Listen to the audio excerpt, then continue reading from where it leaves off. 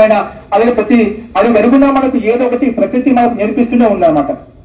ఎందుకంటే ప్రకృతిలోకి వచ్చామంటే మనము జీవితాంత పుట్టినప్పటి చనిపోయేంత వరకు ఏదో ఒకటి మనం శిక్షణ పొందుతూనే ఉన్నామంట. కానీ నేర్చుకోలే కోరిక, నేర్చుకునే తపన మనలో ఉండాలి. కానీ అవన్నీ కూడా మనకు ప్రతిదీ కూడా సకారాత్మకమైన మార్గాన్ని ప్రదర్శిస్తూ ఉంటాయి.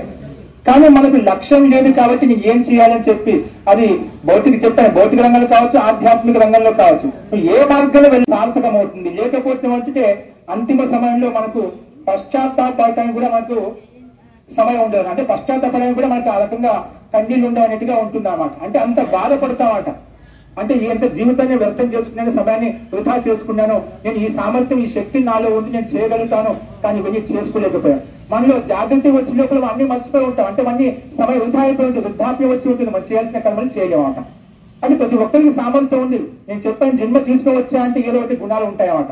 ఎందుకంటే అయోగ్య పురుష నాస్తి యోజక తత్వ దుర్లభ.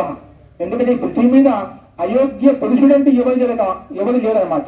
ప్రతి ఒక్కరిలో ఏదో ఒక గుణం ఉంటుంది. ఆ గుణం ఏంటి నాలో, ఆ గుణాన్ని తెలుసుకోవాలి. మానవ జన్మ తీసుకోవచ్చా అంటే అటువంటి మహాన్ గుణం ఉంది.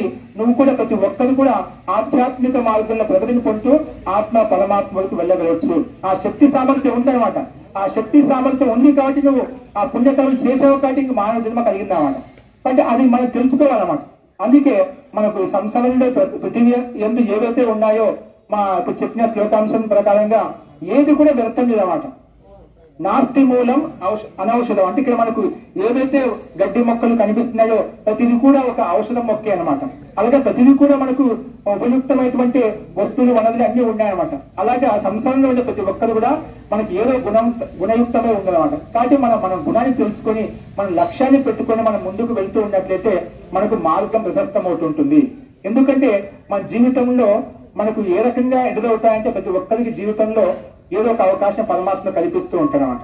అంటే అది సమాజంలో మన అనుభవం ద్వారా కావచ్చు, ఘటన విశేషం ద్వారా కావచ్చు, లేదా ఇంకా కాలక్రమేణా కావచ్చు, మనకు ఏదైనా కూడా ఒక సమయం వచ్చినప్పుడు అన్ని మనకు కనిపిస్తూ ఉంటాయన్నమాట. కాబట్టి మీరు ఆ లక్ష్యం మనకు ఏ మార్గంలో వెళ్ళాలనుకుంటున్నా ఆ మార్గాన్ని నిశ్చయించుకొని మనం కర్మ చేసినట్లయితే ఆ కర్మ వ్యవస్థితంగా ముందుకు వెళ్ళగలుగుతున్నామట. సమయం సార్థకం అవుతుంది.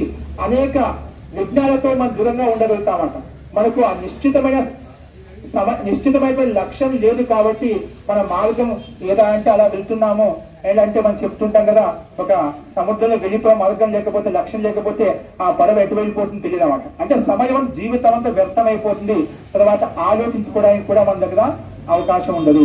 కాబట్టి మన జీవితంలో ఒకే లక్ష్యం, అందరికీ సుఖంగా సంతోషంగా ఉండాలన్నప్పుడు మనము ఏ మార్గంలో వెళ్ళినా కూడా మన లక్ష్యం ఉన్నట్లయితే మనము జీవితాన్ని సుఖమయం ఆనందమయం చేసుకోవచ్చు.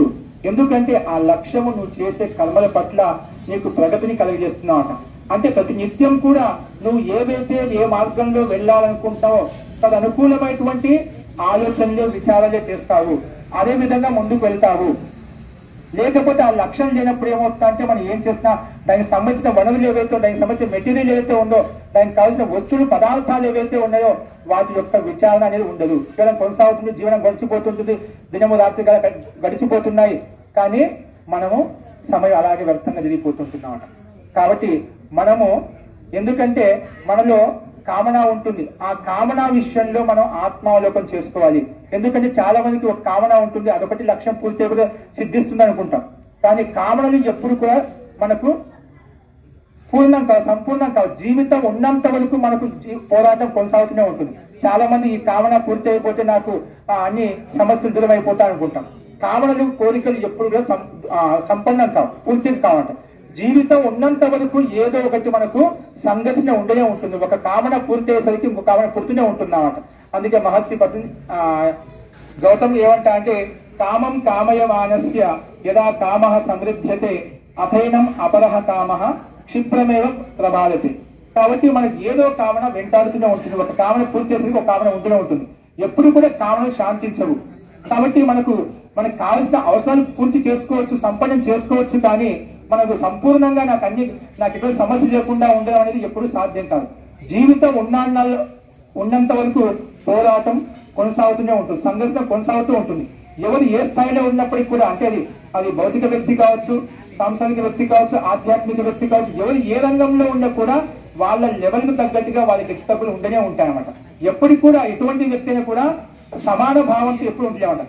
జన్మ తీసుకొని వచ్చారు అంటే ఖచ్చితంగా దుఃఖం ఉంటుంది. జన్మ అంటే దుఃఖం, మనకు జన్మ ఉంది అంటే దుఃఖం కూడా ఖచ్చితంగా ఉంటుంది. కానీ ఆ దుఃఖం ఉందంటే దుఃఖం ఎలా వచ్చింది? సుఖ దుఃఖాలు మనము కోరి తెచ్చుకుంటే అవేమో స్వతహా రాలేదు, వచ్చాయి. దుఃఖాలు ఏ రకంగా వచ్చాయంటే భగవంతుడు నీకు జన్మ ఇచ్చిన జాతి ఆయు భోగాన్ని నీకు ముందుగానే ఇచ్చాడు. పుట్టుకతోనే నీకు ఏ జన్మ ఇవ్వాలి, ఏ ఆయువు ఇవ్వాలి, అలాగా నిశ్చయించి భోగము ఆయుష్ అన్ని కూడా ఇచ్చేసినమాట. నీకు ఇవ్వాల్సిందంటే ఏం లేదు పరమాత్మ, నీ ప్రారంభ కర్మల అనుసారంగా అన్ని ఇచ్చేసాడనమాట.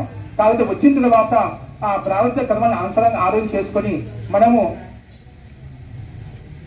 ఏవైతే ఉన్నాయో మన కర్మను లక్ష్యంగా పెట్టుకొని మనము వాటిని అనుసరిస్తూ మనము మన మార్గాన్ని తీసుకెళ్లిపోయినట్లయితే మనకు తెలుస్తుంది ఏం చేయాలి, ఏ విధంగా చేయాలని చెప్పి. కాబట్టి మనము జీవితంలో సుఖాన్ని సంతోషంగా ఉండాలి అంటే మనకు ఈ సంసారంలో జరిగేటువంటి క్రియాకలాపాలు చూస్తూ మనం నేర్చుకోవచ్చు అని చెప్పాను. కాబట్టి అటువంటి క్రియాకలాపాల పట్ల మనకు అవగాహన కలగాలంటే నిన్ను ప్రతి నిమిషం ఆత్మనిరీక్షణ అనేది అత్యంత అనివార్యము. కాబట్టి ఇవన్నీ మనము ప్రతి నిమిషం కూడా మనం ప్రతి నిమిషం సెకండ్ కూడా మనము నిన్ను నువ్వు గమనించుకుంటూ ఉన్నట్లయితే నువ్వు జీవితంలో ఏం చేయాలనేది నీకు లక్ష్యం తెలుస్తుంది. జీవితంలో సుఖంగా సంతోషంగా ఉండవచ్చు. ఇటువంటి విషయాన్ని నేను సంక్షేపంగా చెప్పాను, కొన్ని విషయాలు ముందు తీసుకొచ్చి ఇదే విషయాన్ని తర్వాత కంటిన్యూ కొనసాగిస్తాను. మన మధ్యలో కోదండపాణి గారు ఉన్నారు, వారు కొంచెం ప్రస్తావించమని చెప్పారు కాబట్టి ఇప్పుడు ప్రారంభించాను. లక్ష్యాన్ని విషయాన్ని తీసుకొని ఇప్పుడు మన మధ్యలో కోదండపాణి గారు మనకు ప్రస్తావిస్తున్నారు.